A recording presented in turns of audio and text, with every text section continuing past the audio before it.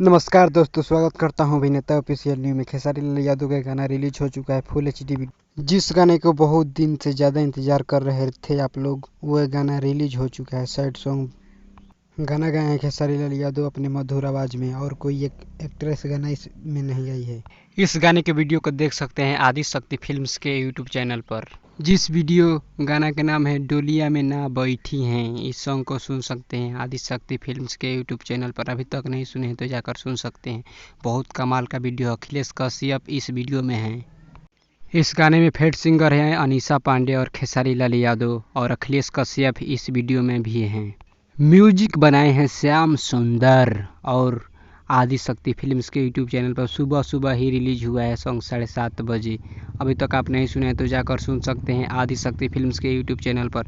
अभी तक हमारे चैनल को सब्सक्राइब नहीं किए हैं तो सब्सक्राइब करें, लाइक करें, साथ ही कमेंट करें कि ये खबर आपको कैसी लगे। मिलते हैं नेक्स्ट वीडियो में, तब तक के लिए धन्यवाद।